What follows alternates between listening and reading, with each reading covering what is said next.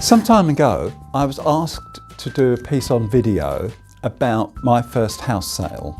This was for an estate agency publication. And yeah, it can be found on YouTube. Interestingly enough, nothing has changed in terms of what we as estate agents do. The principles of what we do now are exactly the same as what we did back in the days, back in the 60s and 70s. Lots of things have changed, but not these core principles. We match people to properties. Now, I was chatting about this in the office the other day, and a colleague said, what would be really interesting is if, instead of, as well as talking about your first sale, what is the difference? Can you explain to me the difference of what you did in the 60s and 70s to what I now do now in this new modern world? Having said, the principles, I want to stress that, the principles are all the same, but everything else is different. In those days, it was important to have a physical office in the community that you serve. Now, we came from Canby, we were a Canby firm. Our first office was in Canby High Street. Now, when we wanted to expand and start selling Benfleet properties, obviously we needed a Benfleet office and we needed a physical presence in Benfleet and to be part of the Benfleet community. And that's why you now have a FISC office in Benfleet. In those days, it was essential to have that physical presence. People came to offices. That is no longer the case. And I accept, and indeed we do successfully sell in many areas apart from Benfleet and Canby, SS7 and SS8. We successfully sell in the adjacent communities, the adjacent villages and towns. Why? Because of the internet. The internet has changed everything. Back in the day, buyers still came to the office. People walked through the front door and asked about properties for sale, asked about prices, asked about the type of properties that were available in the area. Nowadays, I don't think that that is true. It's still very helpful to have a front door in a high street, but buyers do not tend to communicate in that way. Buyers look electronically, they look through the internet. Now, I can remember when I first started selling houses, one of my roles in life was to meet buyers off of the train at Benfleet station. Buyers came down from East London, thinking of moving to Benfleet or Canby, didn't really know the area. And you've got to remember, in those days, not everybody had cars anyway. So they got on the train, came down, previously had spoken to whichever agent, in that case it was the firm I was working for at the time, and they sent me by appointment to meet them off the train, and I'd give them the Benfleet tour. I'd show them the area, I would drive around, showing them the high streets and the schools, and getting to know them and looking and understanding what their requirements are, what accommodation they needed, price range, and you genuinely got to know the people that you were talking to. Now, subsequently, of course, on these tours, they want to see some properties. And one of the big decisions that a salesman, and I use that word in inverted commas, the salesman should make, is if you've got a list of 4 properties that you think will suit their requirements, what order do you show them in? This is a sales decision. Do you think the one that they're really going to love, put that in first, or do you put it in last? I'm not saying there's a right or a wrong way to do anything, because clearly the buyer is going to want to see all the properties, but it is a factor that has to be taken into account. And then, of course, when you've completed the tour, drop them back to the station, they get on their train, they go home, and hopefully you've got another appointment to meet them again for the next visit.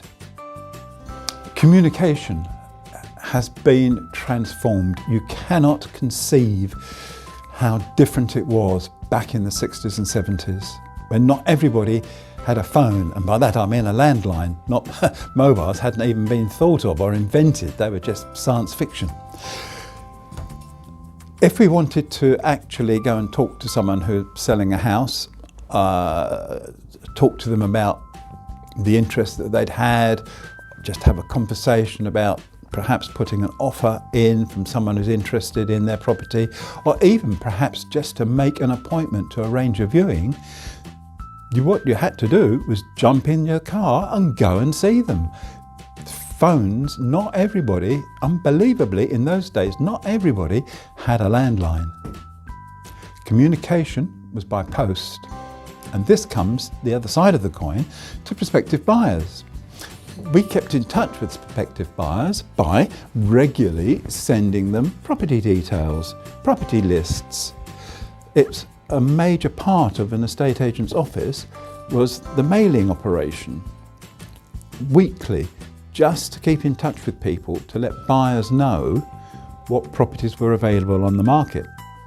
And of course, the other main source of communication was local newspapers. Now, if you look at local newspapers now, well, there aren't any, so perhaps I'll withdraw that remark, you can't look at them. But the newspaper industry in those days, the property pages was a very important part of that publication. There was pages and pages of agents advertising properties for sale, and buyers used to search those pages and the inquiries came in. We knew that if the local newspaper was published by Thursday lunchtime, Thursday afternoon the phones would ring. Does that happen anymore? No. The truth is, the matter is that buyers now look for properties on the net. Either agents' own websites or the major property portals. And I have to admit, inquiry does come from these portals. The actual process of selling a house, again, I come back to this phrase, the principles have not altered, but the procedures and the detail of the process itself has substantially altered over the decades. And I'd like you to think about this, because I don't know how many properties were sold in the United Kingdom, whether I ought to or not, you can argue about, but I genuinely do not know how many properties were sold in the 50s and 60s. I suspect it's a substantial number, but I do not believe it is anywhere near the number that everybody talks about nowadays, in effect there's more than 1 million property transactions in any one year. That's a huge amount of transactions, and that is a large marketplace. And all of those transactions, there is a process because the seller has to prove title, the buyer has to be satisfied with the title, and more importantly, the money has to be in place at the right time. Now, one of the reasons why there are so many transactions, I believe, is the fact that it's a very easy marketplace to get into. There is very little expense involved until you actually find a buyer. And that's both from the buyer's perspective and indeed the seller's. Now, as this is supposed to be comparing to what used to be, I can tell you that back in the days, someone would come into the office, say, I want to sell my house or my property or my plot of land or whatever it is, and we say, great, where is it? Who are you? Blah, blah, blah, blah. Agree a fee, they go away, we sell it, agree a price, tell the solicitors, and someone sends us a check. That's how it was. Now, I'm not saying that's right, nor am I saying what we have to do nowadays bluntly to protect the consumer, and this is consumer driven, is any better, but the formalities from that aspect of our work are much greater. Nowadays, we even have to worry about complying with all the regulations in terms of the money laundering regulations. You'd be surprised at the number of hoops that we have to jump through just to get a property for sale on the market. There are further aspects of legislation changing all the time. You may have heard recently of the regulations known as A, B and C. It's all about disclosure. It's about ensuring that a buyer knows all the details of the property before they make a decision. The other aspect of the transaction is, of course, the legal work involved in the actual sales process. Now, this has had the work that solicitors do, and it is solicitors, let's face the fact. I know everybody's entitled to sell their house without a solicitor, but the reality is you need a solicitor. So having said that, we now need to think about the process. The first thing to bear in mind is this volume of transactions. How is this volume of transactions catered for within the system? Because, if you've had any dealings with the property market at all in buying and selling residential property, you would have heard the magic word chains. The reason is that in this country we have a system where offers are made and accepted subject to contract. That means the buyer promises to sell, the seller promises to buy, and then the seller, through his solicitor, proves to the buyer that they own the property and this, that and the other, and the buyer solicitor asks all sorts of questions to make sure the buyer knows what he's buying is what he's expecting that he's buying. And ultimately, when all those questions have been answered and the I's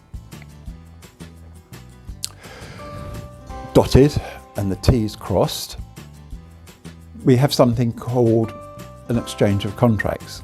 And what that means is that the seller formally agrees to sell and the buyer formally agrees to buy, and it is at that stage that they're committed. Up to then, even 2 hours before that magic exchange date, everybody can walk away at no cost or penalty. And that is why this market is so easy to get into, and the market is driven by volumes. So when someone buys a house, the question is, fairly obviously, where's the money coming from? Oh, well, I've got this property to sell, and then I can add a mortgage to that, and that's great. That's how I can justify to the seller that I've got the money. But he hasn't got the money until that house is sold. And then you have to understand that when he gets a buyer, his buyer doesn't have the money until a property is sold. And you can have these links going down many as 4 or 5 times until you arrive at the magic word, a first-time buyer who hasn't got anything to sell, has got a mortgage, can give the person the money, and the money flows up through the chain. And that's how these transactions are created. And this is all about just selling, from our perspective, our house at the top of the chain. Equally, the person that we're selling for may want to be buying on, probably is. So he in turn goes into the marketplace, finds a property he wants to buy, makes an offer, gets it all agreed. Where's the money coming from? Oh, I've got a buyer for my own property and this, that and the other, and the agent will probably give us a call to see what our chain is like. Is it something that can be subject to contract relied upon? And then that's how it builds up. So it is quite possible to actually create 7 or 8 links on a chain. Now, the shorter the chain, the less likelihood that something will go wrong. And there is an art in estate agency in managing these chains, because the solicitors aren't supposed to talk to each other, only the direct solicitor in the transaction. But the agent can go everywhere in the chain. And agents communicate with each other and are a useful conduit in passing information to try and resolve problems and issues before they become really serious and everybody just gets fed up and says, oh, I'm not doing this anymore. So managing a chain is an important aspect now of an estate agent's life. From the solicitor's perspective in conveying a property, the life of a conveyancing solicitor has totally changed. But, as I've said before, the principle is the same. Can title be proved? Now, it's only recently in Essex, and by that I mean 1998, which might seem a lifetime away to you, but it is fairly recent in terms of history and property. The land registry, and you may have heard that phrase, is the government quango that guarantees everybody's title. If you've got a land registry title in your name, you own the property. No ifs, no buts, you own it. That's the end of the matter. You've got a land registry title backed by the government, you own that property. But it was not compulsory to register titles until 1998. Prior to that, the process, which is where the word conveyancing comes from, was based on your paper title. So when you bought a property, your solicitor would be sent all the, in inverted commas, the deeds, and they would look through those deeds, and that gives a history of title of who owned it going way, way back, and what restrictions and all the other legal stuff that the solicitors have to advise you about. And then they look at these documents and say, yeah, that's fine. The man that you're buying from does own this house, you can buy it, and the solicitors will handle it. And at that stage, prior to that, you would have had a contract drawn up between you and the seller, detailing all of these conditions and detailing the fact that the seller warrants to give you good title, and that contract would be drawn up, signed by you, signed by the seller, price, any special conditions, but you still haven't bought that house until those contracts are exchanged. And unbelievably, the word exchange is because they physically exchanged. The two solicitors met, and the buyer solicitors gave the seller solicitors your contract and vice versa, hence the word exchange. That could not happen nowadays in a volume market, and you've got to figure out how could that possibly happen with a chain, because the solicitor can't be in two places at the same time. He can't sell and buy simultaneously, and that's what needs to happen. And therefore the system has evolved very, some would say really quite cleverly, thanks to the solicitors and their obligations of trust, to a system where this exchange of contracts actually happens over the telephone. And there's a special formula of words they have to use.